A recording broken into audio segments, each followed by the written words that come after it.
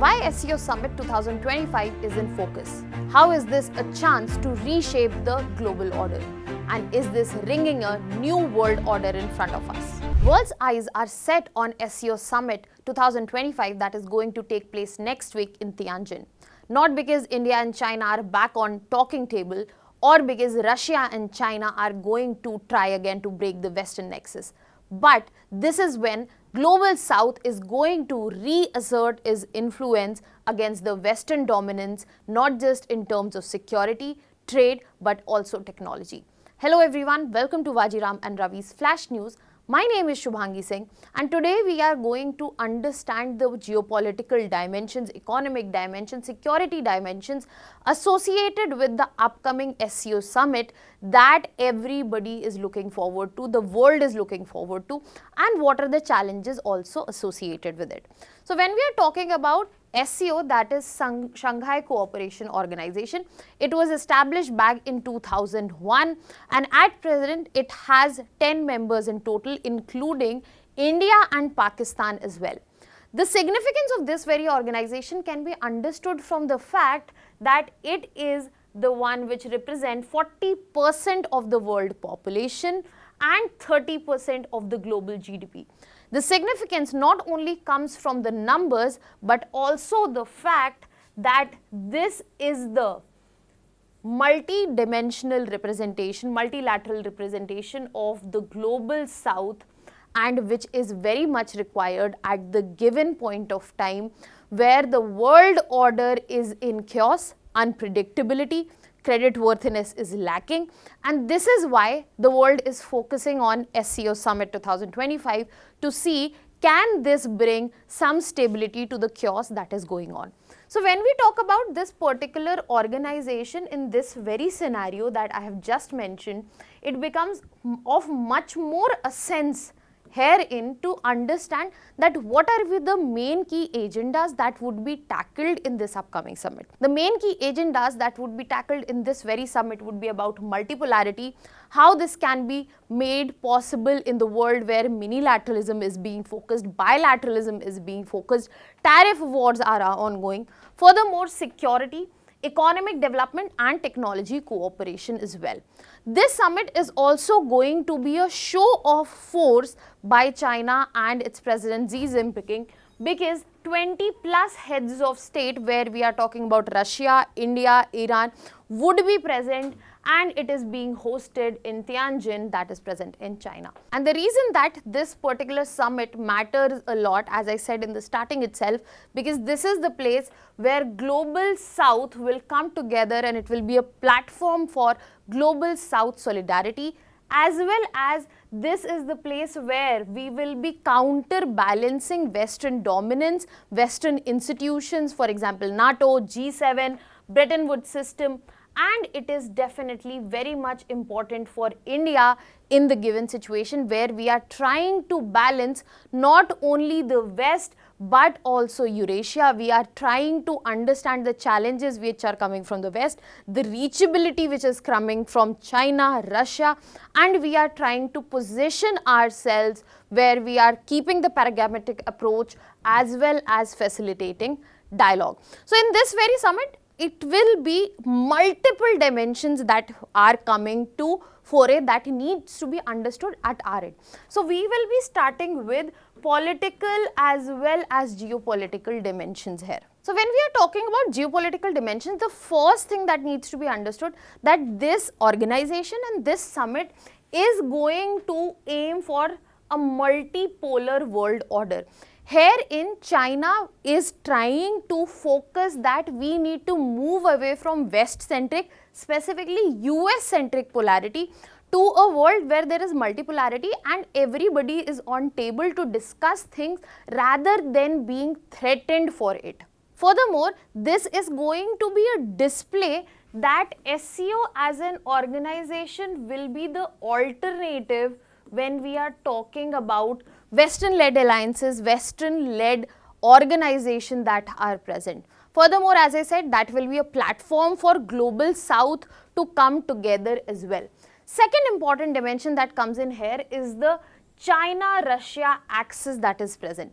The closeness, the proximity that have been shared by both of these nations are not unknown, but this is one of the platforms where they can come together and actually create a new world order which is not West-centric. Furthermore, it clearly highlights the fact that Russia and China's partnership stays strong.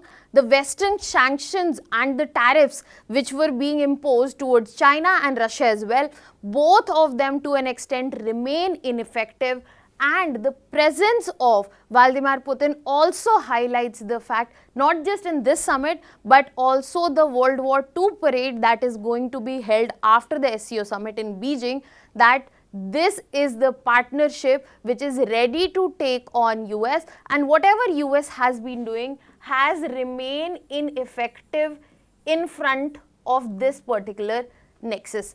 Another thing that we specifically as the citizens of our country need to look forward is to the India-China subplot, because this is after 7 years that our Prime Minister is going to be sitting on the table, and here we will be seeing the further continuation of the de-escalation that has begun at LAC, the trade resumption that has been taking place to the Lipu Lake Pass, and all of this, and what China's outreach to India when China went ahead and called US a bully, how much they mean it, are they a reliable trade partner, are they going to put their money where their mouth is all of this is going to be seen in this very summit as well. Apart from this, there are broader understandings that are required from this very summit that is going to see India and Pakistan also sitting together on the same table, which adds weight to the organization itself, that even rivals are sitting together on a platform that is going to serve better purpose, that is going to rise up to a multipolar world order and the establishment against the Western-led alliances. Apart from this, it also has direct economic dimensions as well. When we are talking about economic cooperation, this is a summit where SCO will be directly pushing towards trade, investment and financial links. The overall vision is to be able to establish a free trade zone for Shanghai Cooperation Organization itself, but the problem herein, especially with respect to our country, is the fact that we have to understand that all of these initiatives will be closely aligned to China's trade dominance, and we don't want to compromise our financial sovereignty. Our decisions in the past and in the future are not aligned to the foreign requirements or the external requirements or external pressure, rather our own need and orientation. So this is something that will be difficult for India to figure out, but as an organization, this is something that they are looking forward to in this very summit. Other than that, if we are talking about developmental dimensions, focus will be on connectivity and infrastructure as well. Eurasian transport corridors, pipeline, infrastructure integration is on agenda. What comes out in the final statement, that we have to see. But China's BRI, Belt and Road Initiative, still remains the highlight, where India still openly opposes it, and this is the main core of Shanghai Cooperation Organization's development push. But at the same time, Central Asia is the one which is keenly looking forward to SCO, because this is the gateway where they can get investment also and connectivity also, which is a very required situation for them as of now. Furthermore, another important aspect that comes in here is the new age AI and technology cooperation. So there will be discussions on how global AI governance can be taken place. China will be pushing towards a new multilateral body specifically for AI, so that the Western monopoly that exists to an extent as of now, that can be countered, and India will be again trying to balance and be cautious, because again collaborating with China has not resulted in better results in the past. So we want to be cautious and see that actually China means as a reliable partner or not. But all of this that we are talking about does not come without challenges and limitations, because when we are talking about this multilateral organization, it is not just one rivals India and Pakistan. When we are talking about 10 other members, observer states, as well as dialogue partners, there are lot of things on the table that need to be understood and managed if we actually want some positive result out of this particular summit. The first thing that we need to understand, that even though this has the potential to showcase and lead Global South, the vision is to an extent very fuzzy, because Shanghai Cooperation Organization lacks clarity, especially when it comes to enforcement and mechanisms associated with it. The narrative that China wants to set with this summit is very much required, but the reality very much differs and the deliverables come to be very weak. The SCO summit that happened earlier this year, for the foreign ministers, in that very summit, India did not join the final statement itself. The reason being, it was aligning towards Pakistan. So where it seems that all of them are together for a bigger purpose, but the individuals make the deliverables quite weak.